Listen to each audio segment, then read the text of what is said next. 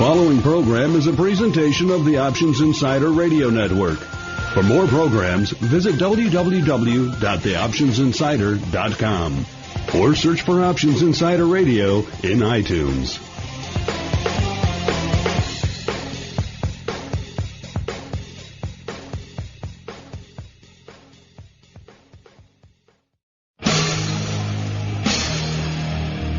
And now, it's time for the show that breaks down the options market. From unusual activity alerts to market updates and trading strategies. If it involves puts and calls, then our all-star panel will break it down. It's time to hit the Option Block. With your host, Mark Longo from theoptionsinsider.com and co-hosts Mike Tusaw from KnowYourOptionsInc.com and Mark Sebastian from OptionPit.com. The Option Block is brought to you by Options Express. Don't spend time worrying about your broker. At Options Express, security, stability, and account protection are the most important responsibilities to our customers. Secure account access, enhanced financial protection, entrusted with over $7 billion in customer assets, established financial stability. Options Express lets you trade with confidence. Stocks, options, and futures, all in one account. Trade with a specialist. Visit optionsexpress.com/OXradio to open your free account. Options Express is a member of FINRA, SIPC, and NFA. Welcome back to the Option Block, your bi-weekly sexy sojourn through the world of options, taking place on the explosively popular Options Insider Radio Network. And that is just a little inside joke among us panelists here today, because we did just check the iTunes rankings a few days ago, and the Options Insider Radio Network, of which Options Block is a part, along with our flagship show, Options Insider Radio, and, of course, Volatility Views, and, of course, a lot of our special event coverage that we do, such as our upcoming OIC 2011 panel coverage and a lot of other content that we do on a regular basis. So all of that, our Options Insider Radio Network was indeed number 36, well into the top 100, and indeed deep into the top 50 on the old iTunes investing chart. A mere 20-odd spots behind the good old queen of daytime, Oprah herself, and her new investing show. So, Oprah, we're coming for you. Just be watching behind you in the rearview mirror, because the Option Block and indeed the entire network are coming for you. You know what? Right. Instead of doing it that way, we just have her be a guest on our show, and then by combining her and putting her as a guest on our show, that'll put us ahead of her. Oh, there we go. We'll bring her and her little budget there, Suze, or Susie Orman, however they pronounce it, her of the nice spiky collars and the finger waving. So, yes, this is indeed the Option Block, and I am joined by the usual gang of suspects, starting off with the man from the mountains himself, the guest host extraordinaire, Uncle Mike Tusaw from Know Your Options, Inc. And, Uncle Mike, I have not had a chance to congratulate you personally yet on the just stellar job you did hosting last week in my absence. I told these other guys on the last shows, I had a single tear running down my cheek as I listened to those shows, because I kind of had the feeling that the kids had grown up and they could do it without me when I was gone. It was a very proud feeling. Oh, my goodness. That's getting pretty deep there. But I must say, I think I know how Jay Leno felt back in the 80s trying to replace Johnny Carson. I mean, there's no one that's going to replace the man himself. Well, I'll see if I can get you Bette Midler to do one of your last shows with, and you guys can do a serenade or something like that, and it'll be quite fun. And, of course, I do want to mention, too, just to acknowledge explosive happenings going on over at Know Your Options these days. It seems like every other day I open my inbox to see the news of a new hire coming in at Know Your Options. You guys are just growing like crazy over there. So why don't you tell our listeners a little bit about what you guys have been up to lately at Know Your Options? Well, I got a lot of stuff going on over there. Mike Cavanaugh and I have kind of come to realize that there's only so much that we can do, and we're trying to just really take on the team mentality, the way with which we trade. I don't know if you ever watched that TV show Criminal Minds, where they talk about the suspects or whatever. So you guys are hunting serial killers now in your spare time? Interesting. That might make a good show in itself. Well, the expiring worthless is going to take on a whole new meaning with us, but that's another story. But Mike Tusaw, expiring worth, coming soon to CBS. But yeah, it's one thing to where we wanted to expand our team, and a couple of the guys that we brought in, George Kachuk, for example, he's been a Series 7 registered rep with Is that Keith Kachuk's little brother? Not that I know of. It's happening. But anyway, with that, George is on board. We're real excited to have him. And also, Steve Papali. Sitcom, doesn't it? But yeah, also we have Steve Papali. Steve Papali has been in the business since the dinosaurs roamed the earth, and we're excited to have him on our team now. Steve's trained on the floor. He's worked in a lot of different areas within the business, and we're excited to bring Steve on board to do some more money management for us. And, we're expanding. It's a real exciting time. And we are also joined, as usual, by the greasy meatball, indeed, the Seabass himself, Mark Sebastian from OptionPit.com. Mr. Greasy Seabass, how are you doing this fine pre-holiday Thursday afternoon? You know, I got in a debate with Jeff Ogden about Apple today. I said, hey, Apple, the pin on? He said, no, the pin's not on. Guess what? The pin was on.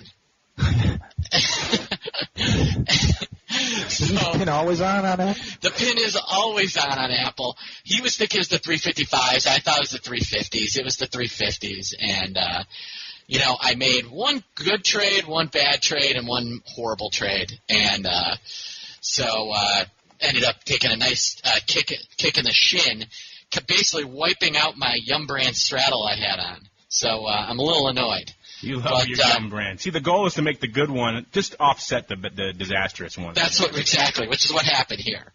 Basically offset each other. Yeah, I do love the name Yum Brand. I think it's kind of funny. I've never heard anybody eat a Taco Bell, Crunchwrap Supreme and say, yum. I've heard this is great now after 40 beers, but never just yum. So, little funny name, I think. Didn't they just have a lawsuit on them that just got settled for whether or not they can actually call their meat beef? Yeah. Oh, yeah. Somebody's intimated that they don't have beef in their food. So it's pretty funny. Gotta love the lengths they'll go to with the class actions. I'm sure that helped your straddle or strangle out there in Yum Brands. It did. Plus the earnings. Earnings got announced last night. That'll do it, too. That tends to do some play with Vol, just a little bit. But yeah, well, people love KFC, so. And then we are also... Finger looking good. Well, most people don't realize, but Kentucky Fried Chicken is the second largest chain in the world after McDonald's. Most people think it's Burger King. I thought it was Subway. Nope. Subway has Subway has the most franchises. But not in terms of volume sales. So you were kind of right, but still wrong. That's true. When you go abroad, that's what my wife tells me a lot. I know. Even though you're right, you're wrong. That's true. When you go abroad, you do see a lot of KFCs, which is kind of they love it. They love it. They're like, Colonel Sanders. Yeah, it's finger licking good. Because at the end of the day, the Chinese and the British all like to pretend that they're really from Kentucky. They do chicken right. Well, I think, if you talk to Europeans, that's the way they view Americans, is my understanding. Is like we're all in the bluegrass states? We're all like, yeehaw! Get off my... It's me and Buckwheat, we're riding our steers into the sunset. Yeehaw! Before we offend our Kentucky listeners anymore, we are joined in the Options Express rotating seat this week by none other than Mr. Tim Navabi, the ladies' man himself. Mr. Navabi, how are you doing this fine afternoon? I'm doing pretty good. I had a good day. I was trying to think about how I was going to sort of approach this, but, there's an old 80s Stephen Wright joke when he says, the feeling you get when you lean far back on a chair right before you're going to fall off. Well, I feel like that all the time. Well, so, that was today, I think. That was today in trading. It's like, where are we going? So that's how I felt all day. So, yeah, I'm definitely awake and ready, and, I may hit the floor soon or I may not, Nice. Now, you love your Stephen Wright. All right. I really do, yeah. And there you go. And with this extended banter block drawn to a close, we will roll right into the trading block.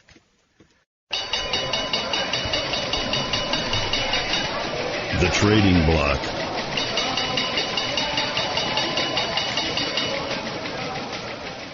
And welcome to the old Trading Block. This is the section of the show where we talk about, surprise, surprise, what was trading today and what caught our eye. It was an interesting day in the broad markets. The S&P closed up 7 handles. The Dow closed up 52.5 points.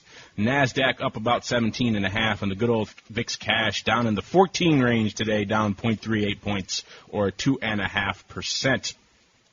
And yeah, a little bit of a change of pace from what we saw yesterday, where we actually had some good earnings propelling the market up. Two of those chief culprits being Intel, who kind of blew the doors off it, and then, of course, Apple, who I'm sure everyone who's listening to the show was watching last night, including Mr. T, who has a lot of positions on out there. So I know Uncle Mike and good old Greasy Meatball, you guys are in and out of Apple quite a bit. What did you guys think of the earnings, and how did you play them? Well, let's just say, what we did going into it, for some of our, we actually, in our collars, we left the call option open. So we stayed open to the upside, obviously with the hopes that Apple would be trading at 1,600 this morning. Unfortunately, didn't quite go that high, but it did get a little bit of a bump. And a lot of it, we had some positions on in the 350 weeklies that we took the covered call off of just for the night.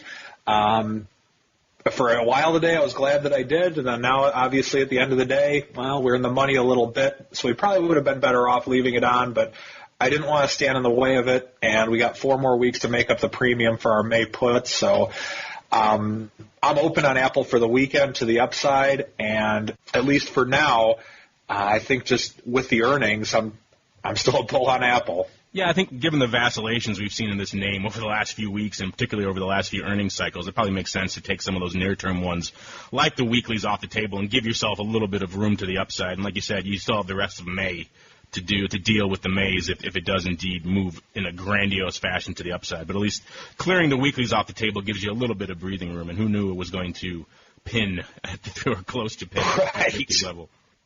Well, the other thing with it, when you have big moves, you're going to get bigger pullbacks. That's just a fact of life. When you're dealing with something like Apple that moves a lot more, it feels like the world's coming to an end when Apple pulls back from 360 to 330 or even 320 for a brief moment earlier this week, back when the government and everything was going to go bankrupt for a while on Monday. But, just get downgraded, I should say.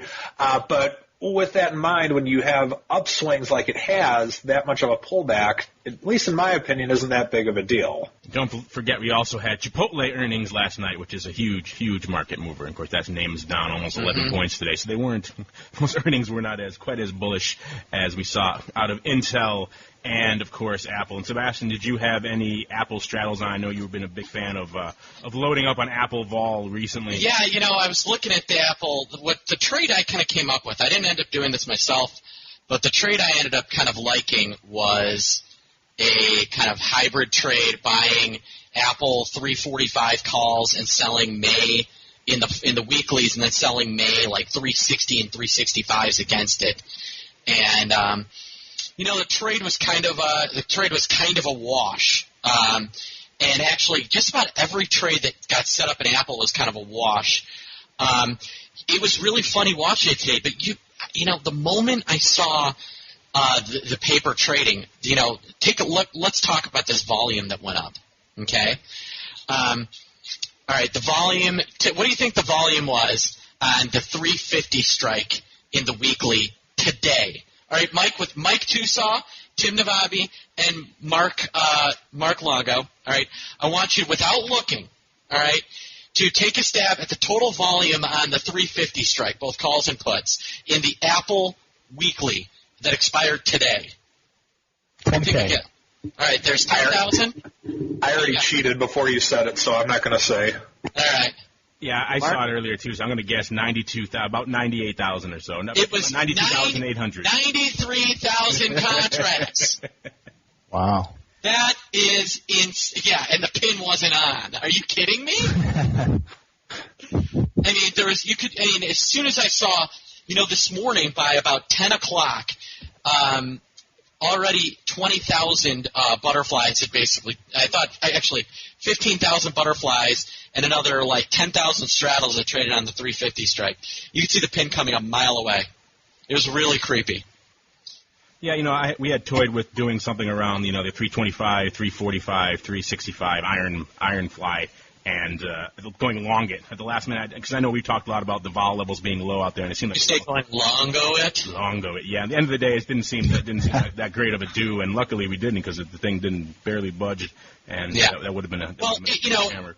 If you did a straddle last night and you sold like 358, 359 stock, you made money today. You did all right if you did that. Yeah. You came in right in the morning and hit the bid and then went away. You were good. Yeah, no, and that was really the key. That is the key. Folks, a lot of people think you should wait till the open to take care of stuff. A lot of times things like Apple, Intel, Amazon, they trade much higher the night before or the morning leading up to the open, and then all this paper comes in to sell, and then this thing ends up kind of diving. So, take that as a lesson, folks. And then, Mr. Navabi, what do we see out there in commodity land today? Commodity land? Let me see if something was moving today. Yes, it was. That's right. I forgot. Silver. Silver was moving today. Silver!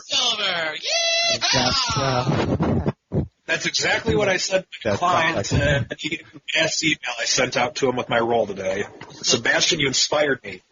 Well, thank you. I appreciate that. You inspire me too, Saw.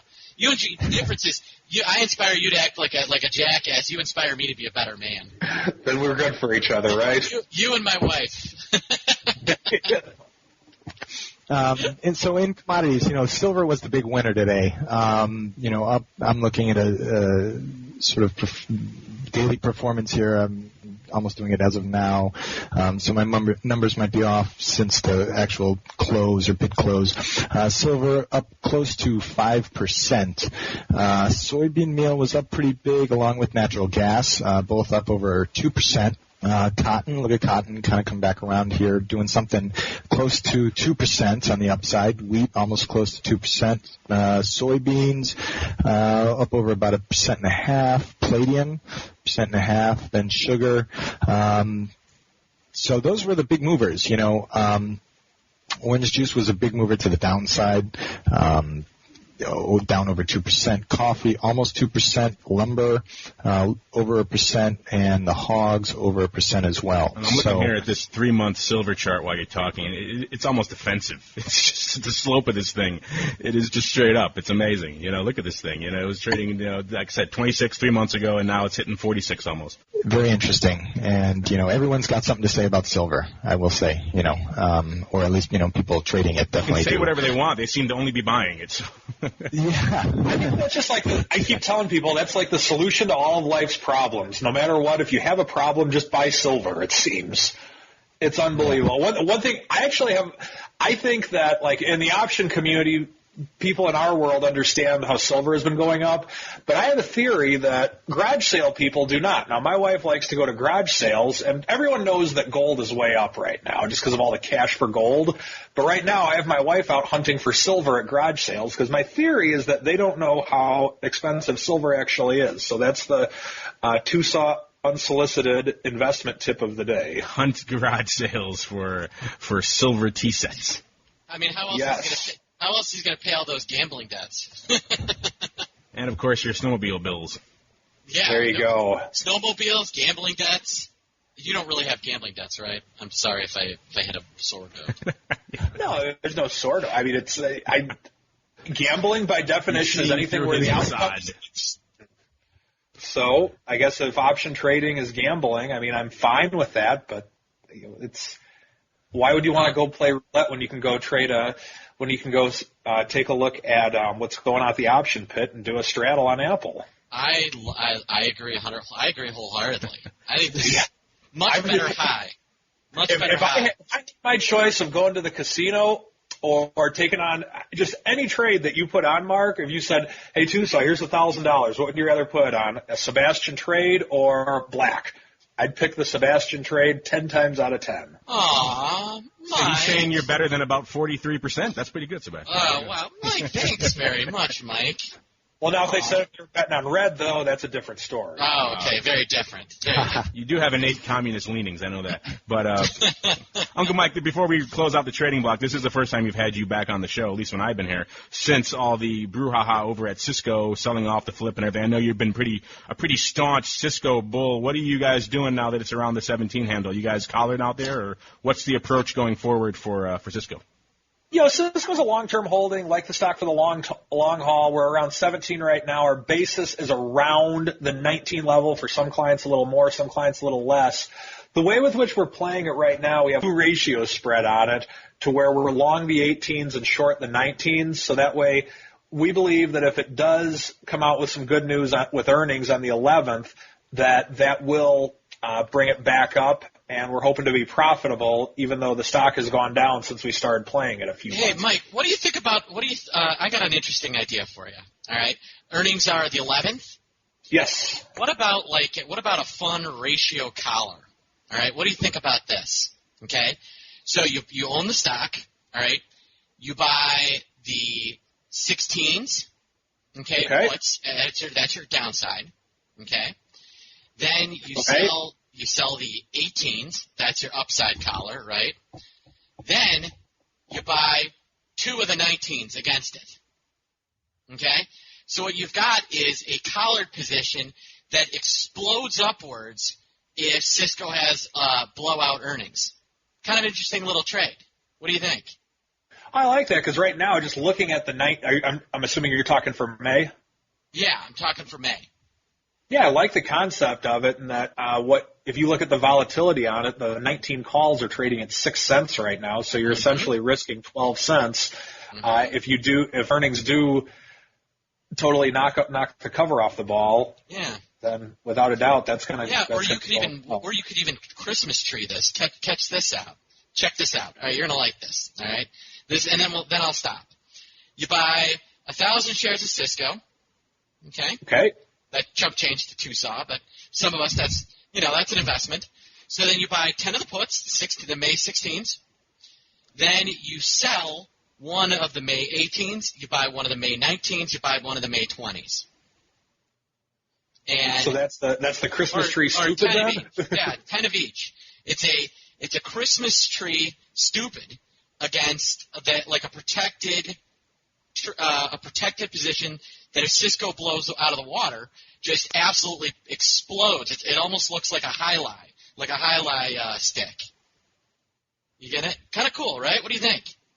Love the strategy, but I don't see Cisco exploding that much, though.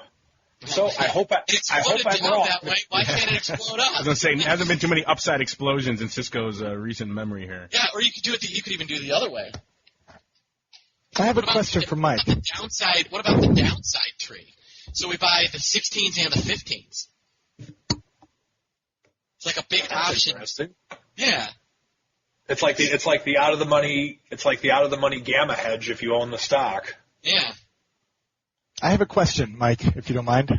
Sure. Mr. Tusaw. And it's not necessarily directed at you or this position, but since we're talking about it, and sort of where we are at the levels of, some stocks and some commodities, I kind of wanted to get your take on it, and I'll just be real quick here. No, I mean, Mike, we all have trading ideas on here, and, some work, some don't. I mean, that's how it is. There's no guarantees on anything. So, just want you to know that that's how I feel. But when you're in a situation like Cisco, is there something that is really keeping you into or attracted to Cisco, or is it sort of the industry sector? And when is there a time when you start to say, hey, does Cisco have any neighbors that are doing well? And maybe start to slide some of the capital towards them, to sort of diversify and, still stay in the sector, or do you, kind of do what you do now, or, start constructing positions or trades that say, okay, if it does this, we're going to be here and ready for it, or if it does that, we're going to be here and ready for it.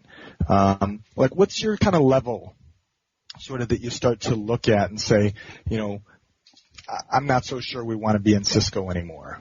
It would have to be. For Cisco in particular, I'd want to see it go below the 15 level before I even started to look at it.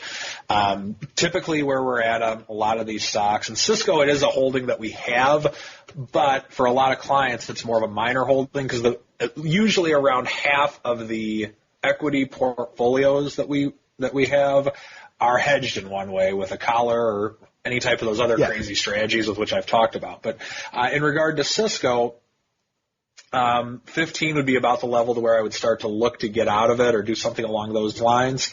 And the reason being, I have more of a longer-term approach. I'm not looking to play the earnings typically. I mean, I know that we are doing some modifications based upon the earnings coming up on the 11th, but the stock itself, I don't know if, I hate to say it, I'm married to a stock because I'm not, but there's the old saying, you date stocks and you don't marry them. Well, I guess the way with which we look at stocks, we aren't just looking for a one-night stand, but we're looking for a little bit longer-term relationship, but not necessarily marriage. So to answer the second part of the question, would we start looking to do other areas in the sector? Well, on the technology side of it, we have exposure to Apple. We have exposure to the Qs. We have exposure to some other stocks along those lines.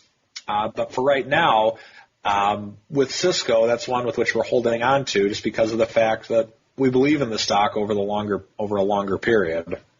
Okay. Yeah, no, I mean, that's good. And I'm definitely glad you clarified, a lot of that because, and the other thing, as we've been talking, we do know that, you are making, constructing trades for the downside or to protect your risks. So, you're not just long boatloads of Cisco and, just sitting there saying what's going on. I know you're definitely managing the position, which is, extremely helpful and extremely good. So, okay, cool. Speaking of which, thanks for the question. While we've been talking, I've just been perusing Cisco volume, and this thing's just been lighting up the tape and did over 200,000 contracts again today. It looks like including a 30,000 lot of the Jan 25 straddles went up today, which is interesting. So, yeah, there's a lot of activity going up in Cisco, and this is not an official odd block one. This is just one I was, like I said, perusing while we were chatting about Christmas stupids. And this is definitely interesting one to be watching. Sometimes it can be smart to trade a stupid. That's what I say. Isn't that name one of your webinars coming up, Tuso? Yeah, I need to get that one approved. How to be smart and trade the stupid. Yeah, trading the genius of stupidity or something along those lines. All right, and with that, we're going to close out an interesting, if extended, trading block and roll right into the old odd block. The odd block.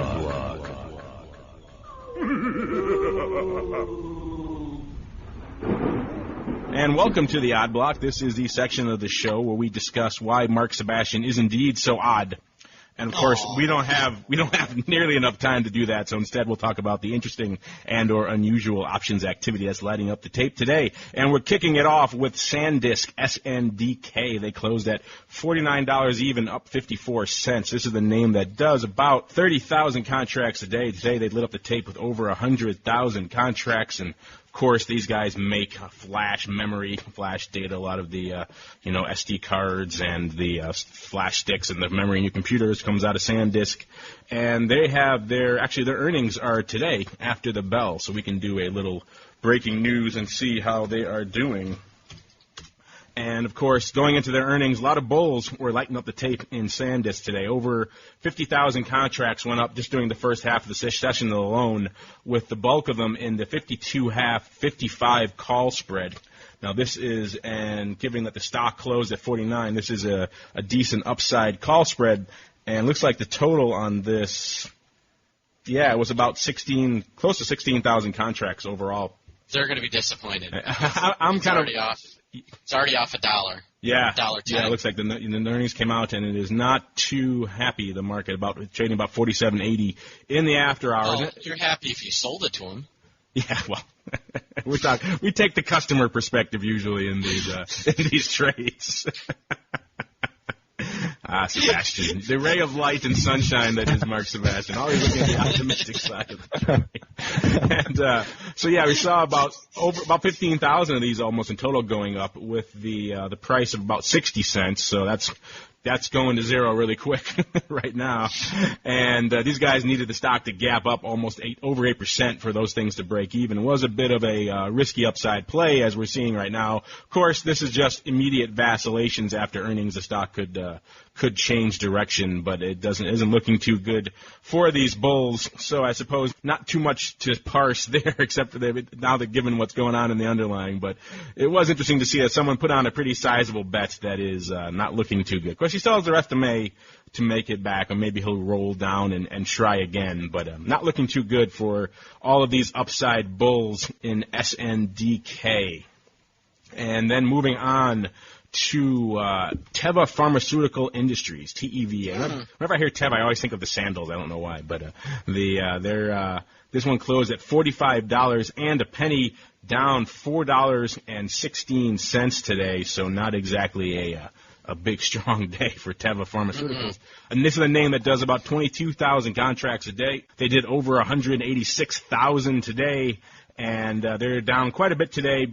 Following, as we talk about a lot of these drug stocks, they all move not so much on fundamentals, but on the results of their drug trials. And this one actually moved off the results of a competitor's trial, where apparently they had positive developments for a multiple sclerosis drug, and that, of course, did not ring well for this competitor here. So Teva took a hit, while this other competitor, Biogen, BIIB, took off to the races today. They were up 20%, while Teva was down quite a bit. And, of course, so the options traders were thinking that maybe this was a little bit overdone in the stock. We're seeing a lot of players coming in the 50 strike with calls. We saw over 12,000 of these front month 50s changing hands for about 23 cents during the day, and with the bulk of them over 80% lifting offers.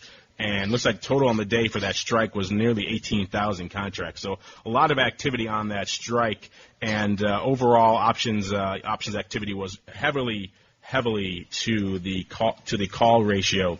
Let's see what the total numbers were. Yeah, it was about 2-to-1 calls versus puts on this one. And of course, some of those bulls were buoyed by the fact that J.P. Morgan came out today and said, hey, this sell-off is overdone in this name. So I'm sure that drove a lot of this upside activity we're seeing in Teva as well. But yeah, a lot of bulls coming in, a lot of upside activity in Teva today, and even though the stock was down nearly 10% on the day. And then closing it out in the old odd block, we have a bit of an activity review of one of our old favorites, Radian Group, RDN. Closed at $5.52 today, up at 12 cents. And if that level sounds surprising to you, it's probably because a few months ago, probably back in the March expiration cycle, and even more recent than that, we talked about a lot of sizable upside call activity going on in this name, centered around the 7 and 8 strike. I remember, Mark, if you remember a few months ago, we were even talking about people picking up the 10s and 9s. Well, I think you and I we were selling the 10s all day. And it worked out fairly well. It worked out great. Yeah, it worked out fairly well. Not too well for these bulls who were gobbling up 30,000 at a clip of the 8s and 9s and 10s, because stock's at 5.5 now. And so yeah, this is another one we wanted to update you on, because there's always that perception that, you know, the size money is the smart money. But we saw a lot of those people also roll their activity in Radian out to May as well. So there is size open interest on the May 7 strike and even the May 8s. We've got about 7,000 open on the May 7 calls, as well as 16,000 on the May 8 calls.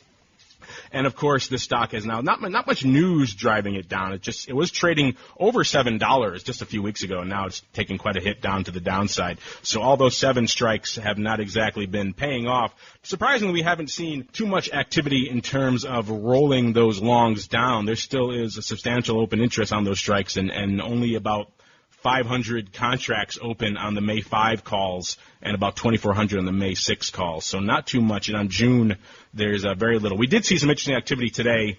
We saw nearly 2,000 of the June 6 puts going up, but these were pretty much on splits in mid-market, so it's hard to tell if they were hitting bids or they were lifting offers on those. And we also saw about 4,000 of the June 5 puts coming up, and those were also Also evenly split, almost exactly split, 2,000 each between buyers and sellers, around 40 cents. So a lot of mixed opinion right now on what the future holds for RDN. But so far, a lot of open interest up on the 7 strikes and not too much following it down to the 5.5 name. This is one that has earnings coming up on May 5th, so maybe we'll find out in a few weeks what exactly is going on with RDN. But, yeah, all those bulls back up on the 7 strikes that were rolling and aggressively rolling up to May 7 and May 8. Not looking too good for them right now in Radian. And so that's going to close out the old odd block. And with that, we're going to roll right into the Express block. The Express block, brought to you by Options Express. Options Express lets you trade where and when you want for every level of trading. From advanced charting, free daily trading ideas, and free educational resources, Options Express is the online broker for all traders. Best of all, Options Express allows you to trade stocks, options, and futures all in a single account on powerful yet easy-to-use trading platforms, including mobile devices. Visit optionsexpress.com/OXradio for your free account. Options Express is a member of FINRA, SIPC, and NFA. And welcome to the Express block. This is the section of the show where Tim Navabi takes off like a wild stallion, and we all just sit back and watch the carnage unfold. So, Tim, by all means, wreak the carnage, sir. All right. Thank you very much, Mark. I wanted to say thanks to Mike and Mark as well for providing a interesting and educational show so far.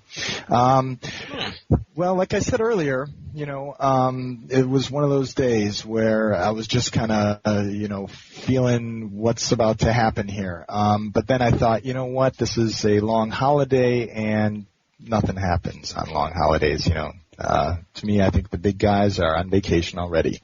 But it was pretty interesting to see the Dow just kind of, pop up right at the end of the day. Some of the most actives that we had at Options Express.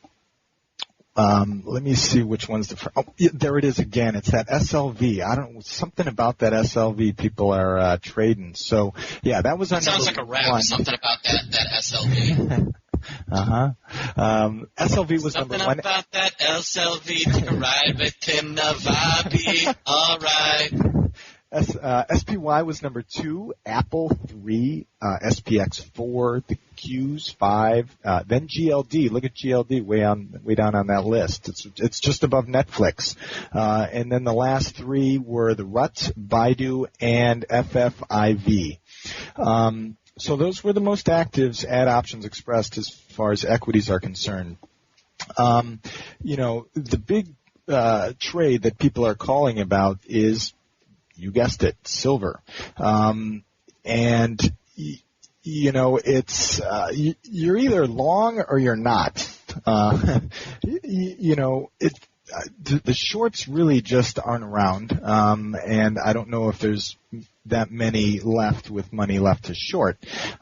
So you pretty much have silver bulls stepping in and putting in a tight stop, which for me still is something I wouldn't, risky for me, I should say. It just feels like a little too much risk, and I even jumped out of an airplane once, and this is still a little risky to get it in silver.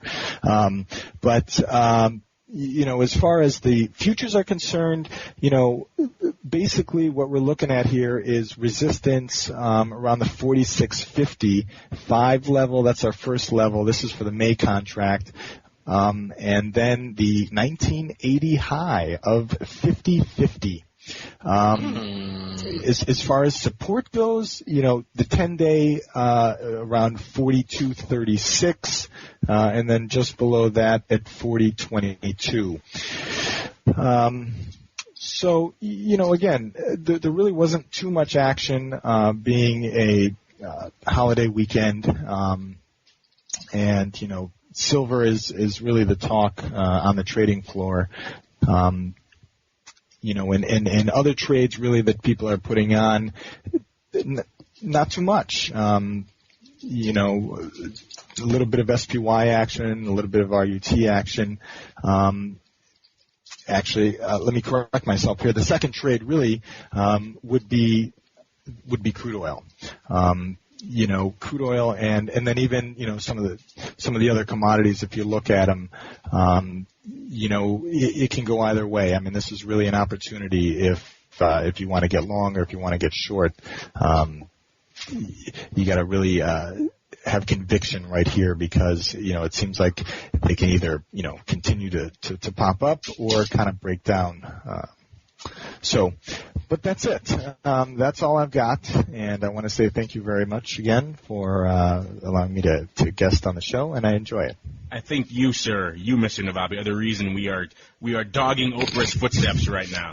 It's that slow Stephen Wright delivery and just the sultry baritone you have that just drives the ladies crazy. Because there is a huge overlap actually between our audience and the Oprah audience. So we have a lot of middle-aged housewives listening to us as well, and I think they're pretty big fans of yours, Tim. We'll just say that. And of course, thank you. I'm looking here. Well, yeah, middle-aged women love Tim Navabi. He's soothing to them, And he's an attractive man too. He's got that sultry voice, that kind of that quiet, calming, relaxing voice. I mean, he's basically like he sounds and looks like the really good-looking masseuse that you don't want your wife to hire. That's what he sounds like. He is. If that makes sense. He is indeed the quiet storm, Tim Navabi. Ooh, I like that nickname, Tim, the Quiet Storm Navabi. It's always the quiet ones. Yeah. Now he has a nickname. We have the Mountain Man, the Greasy Meatball Sandwich, and the Quiet Storm. And, I can't take credit for that one. That actually goes back to, I believe, Harry Shearer, one of his old bits.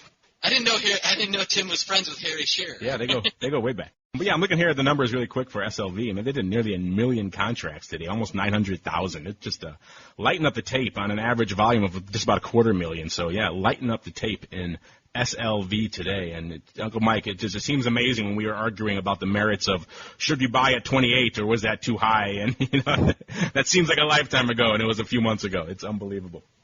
It's not. I mean, it's one with the silver. I broke one of the cardinal trading rules of just getting back in when it went up too high, but I'm glad I did now. So it just my hands are up in the air with it, and I rolled out our July 45 calls to October 50 calls today.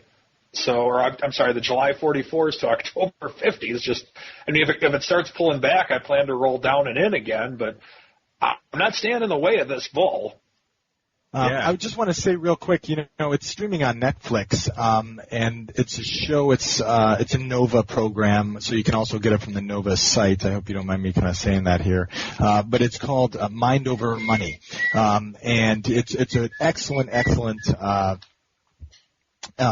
program with a lot of professors from University of Chicago finance school, and it's just excellent. I mean, it really sort of gets to the emotional factor involved and the relationship with money. And I mean, it's they auction off a $20 bill and see how high it goes for, and all sorts of that. So I'm done. So you're saying SLB? It's called Mind Over Money, and it's on Nova, and it's very good. Yeah, I mean, I think you have a lot of people making a decision right now trading silver that have really no idea what they're trading or the real reason on why they're trading it actually, other than just it seems to be a number that's going up. Yes, I know there's some conspiracy theory people out there, but, it's I think emotion has sort of really got involved right now in the metals trade and more specifically maybe even commodities. But, yeah, this seems to be just very emotional right now. Yeah, this is just a crazy one. Time for Sebastian to load up on his old May 45 straddle and let the dice fly high. Oh, yeah, you like that? Yes, exactly. No, but you know what? I think it's one of the reasons why that GVZ index is going to eventually be kind of an interesting index to trade, which is the CBOE Gold Volatility Index. I've been doing a lot of research into it, and I think it has a ton of application to to kind of gold traders. And I think it's going to be a really, really interesting and valuable index if it ever gets its legs off. Because I actually think it's a better trade against gold than the VIX is against the SPX. And I'm just waiting for the silver end to come out because that'll be even better. All right, and with that, we're going to close out the old Express block. And since we're running a tad long, we're going to skip right over the old strategy block, so all of Uncle Mike's fans will have to wait till next week to get his unique take. And I think we can count Oprah among them. I hear she's a big fan of the man of the month, just when I hear through the grapevine. We're not that far from Harpo Studios here, and we hear a lot of scuttlebutt about good old Uncle. Really going toe-to-toe with Oprah there. It's like two dogs barking across the fence. It's coming. You're gunning for it, Mark. Me and Oprah are going to throw down really soon in the alley. Knife fights. Bobby has been on fire. FYI, she's got a little power here in Chicago. I know you're good too. So just hey, she's leaving we soon. We need Barack Obama on our show, then we'll get it done too. Yeah. Next thing you know, this is going to be the Oprah Insider Network. Hey, a nice check comes my way. What can I say? You guys wouldn't mind chatting with Oprah on the other end of the Oprah, and now the Oprah block. Here's what it is. She has the Oxygen Network. We're going to call ourselves the Carbon Dioxide Network. You know what? I know how we're going to. All the strange things she eats in the odd block. You just have to give all of our listeners cars, and we'll lap her no problem. So you heard that. All Option Block listeners, you get a car, and you get a car, and you get a car. All three of you. Okay. Yeah. How does it feel about their Pontiacs now? What Mike Tusaw said. We'll get Obama on our show, and we'll do just as well. Did you see the Bloomberg article about Obama? Going after those oil speculators. Those oil speculators.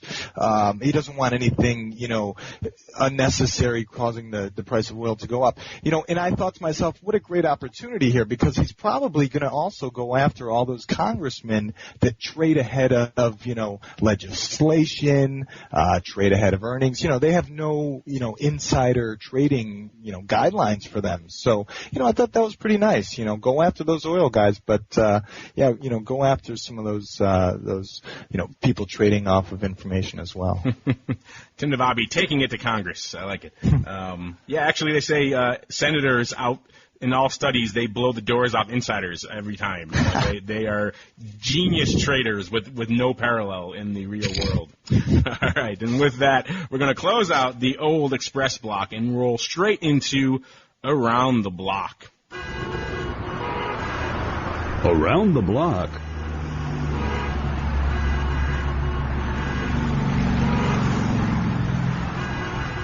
And welcome to Around the Block. This is where we talk about what is going on around my block, which is about a block or two from Harpo Studios, as we discussed. And a lot of fun things happening here, including a lot of earnings right now. And we talked earlier about SanDisk being a little bit to the downside. We also have right now, breaking as we speak, Southwest and AMD earnings, both of which seem to be a little bit lackluster, both pretty much unched in the after hours. So neither one of them really seems to be lighting up the tape. But it is the height of earnings season, and we have a lot of earnings on the horizon. We got Amazon on Tuesday. We got Ford, another one of Uncle Mike's favorites, coming up on Tuesday as well. We got Microsoft on Thursday, Netflix, one of the names that keeps Mr. Navabi up at night, on Monday, and then some little name I never heard of, this OXPS ticker coming out on Tuesday. I never heard about them, but I heard they're not expecting much out of them this week. So I hear they sell themselves too cheap. Oh, taking shots there, sir. Biting the hand that feeds me. All I'm saying is that I'm not biting the hand, I'm complimenting the hand that feeds me. They're more valuable than what they got. Yeah, we're still waiting for that ING bid, competing bid to come in, so that's... Well, ING's looking to strip their U.S. bank business. I don't know if you heard that. No, I haven't. Yeah, I don't know who. Oh, I guess I should cancel all those 21 calls I loaded up on the other day then? Okay. Yeah, I had I'll say something off the record after the odd block. So, see, listeners, this is why you need to be in on the live taping so you can hear all the good juicy bits. So, Mr. Sebastian, or actually, Mr. Tusaw, what are you guys? Obviously, you're watching Ford next week. What else do you have your eyes on now that Apple is done and you can sleep easy on that one? Yeah, I'm still watching silver. I think that silver has more upside to it, and not necessarily because of the fact that I'm throwing caution to the wind or anything like that, but it went up 3% today and continues to make 30-year highs. I'm still watching silver pretty closely. Now, What's going to be interesting with silver, and the reason I'm bringing this up is because it could very well do this by the next time, or by our next show, the 50 level. It's at 45, 46 right now, or at least SLV is. The high for silver is around the 50 level back when the Hunt brothers tried to corner the silver market.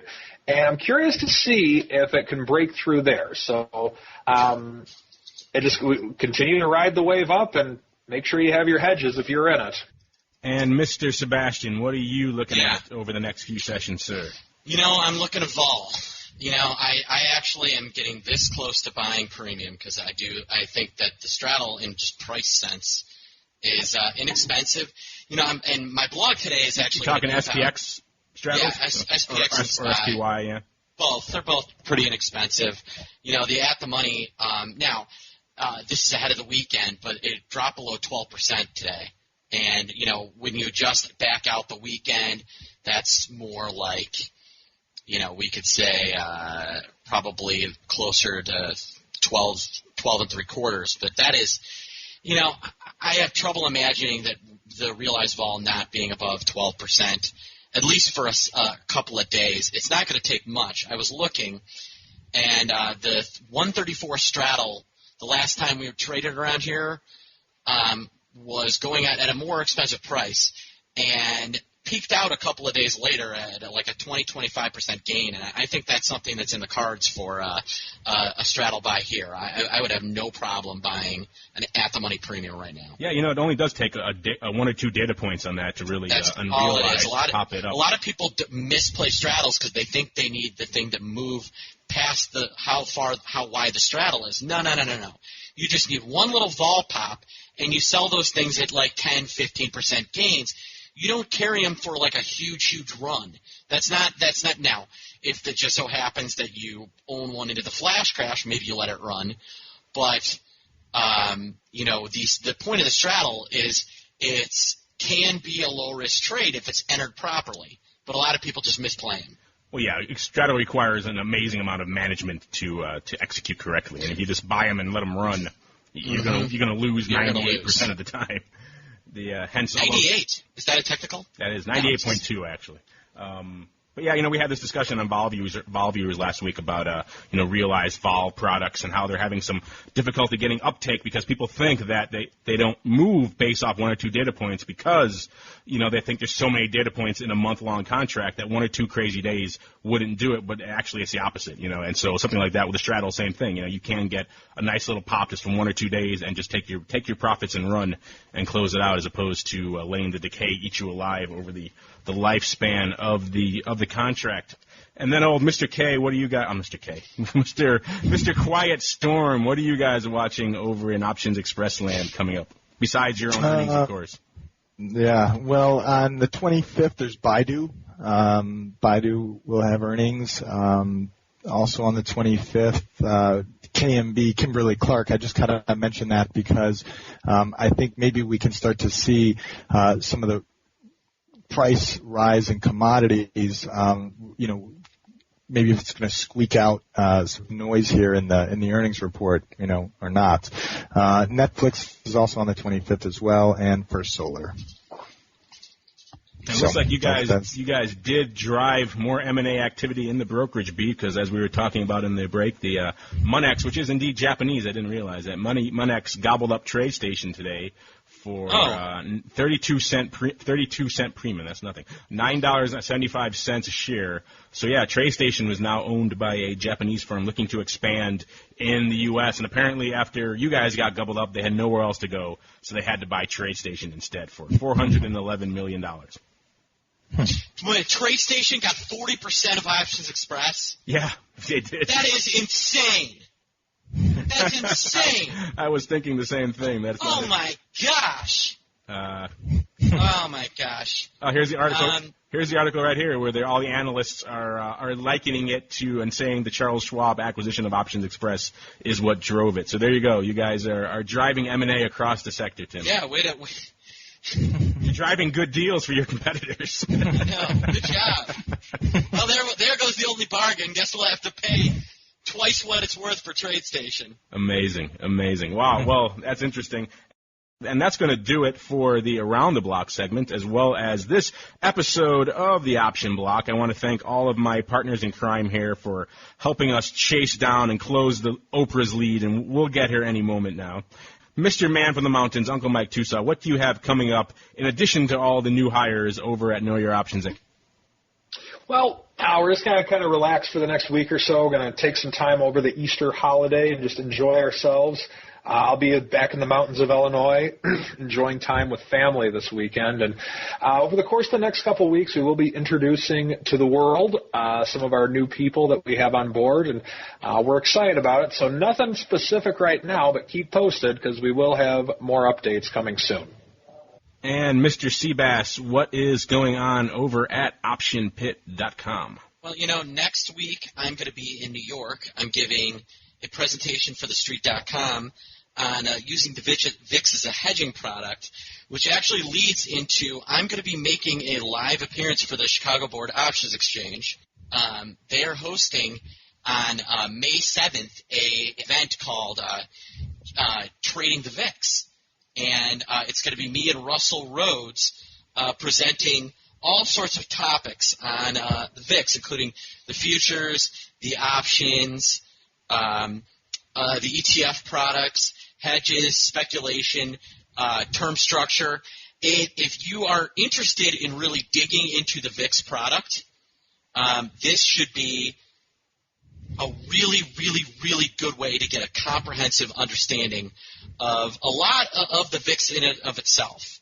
Is that going to be one of their SIBO TV webinars, or do you have to go to the SIBO to see that? No. Well, it's going to be simulcast, so you can come to Chicago and meet me. If you come to Chicago, I will take you out to I'll take you out to an early dinner on Saturday. You can webcast in, okay? And I'm going to be giving away a couple prizes. It's going to be a great way to really see how I work and how I operate and how I teach. You should take them up on that, listeners. Make them take you to Gibson's. Don't let them take you to like the hot dog shack down the street. We just have a ton of events going on at Option Pit right now. I would really encourage you to go to our website, optionpit.com, and /events, and just check out all the things we're doing. We've got free events, pay events, all sorts of crazy things going on. It should be a lot of fun. So come and check us out. And then, of course, Mr. Navabi, what is going on in Options Express land? In Options Express land, I see a webinar, I think, that would be pretty appropriate and very educational on May 2nd at 2 o'clock in the afternoon. It's called Intro to Options Part 4, The Long Put. Also, too, then something else pretty appropriate here on April 27th, Currency Alternatives and Trading Techniques. So those are two webinars that I think are going to be, pretty good, pretty exciting. And personally, I am going to be enjoying tomorrow by not working. And, of course, if listeners want to learn more about any of the unusual activity we discussed today, as well as the news or any of the other developments or any of the other material we didn't have time to get to on the show, then surf on over to theoptionsinsider.com. As always, you can post your questions and comments for the hosts in our Options Block forum right there in our trading forum. Of course, you can also leave us a voicemail, 312-544-9356. Shoot us a question via DM over on Twitter, twitter.com/options, or just any of the other many means you have to get in touch with us these days. And, of course, if you did miss my keynote over at the High Frequency Trading Forum about high-frequency trading and options, we will simulcast that on the Options Insider Radio Network sometime in the coming days or weeks. So if you weren't in Chicago, we can put that one up for you. And I think that's going to do it for this episode of the Option Block. I want to thank all of you for downloading and streaming and subscribing to the show and making it such a hit and helping us close the gap on Oprah. We will get there one day, Oprah. Mark my words. And with You're going down, Oprah. And with that, we'll see you next time right here on the Option Block. Become a part of the Option Block. Just visit www.theoptionsinsider.com/forum to post a question for the hosts. You can also submit questions to twitter.com/optionblock or leave a voicemail at 312-544-9356. Make it interesting, and your question just might make it on the air. The Options Block is property of the Options Insider Incorporated. All rights reserved.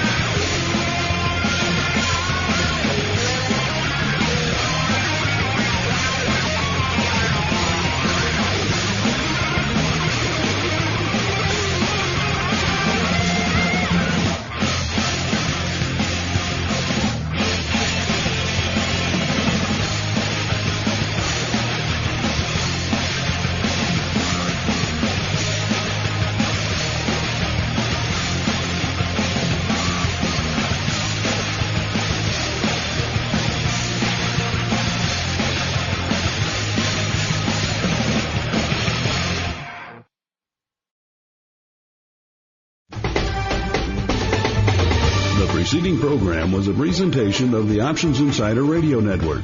For more programs, visit www.theoptionsinsider.com/radio or search for Options Insider Radio in iTunes.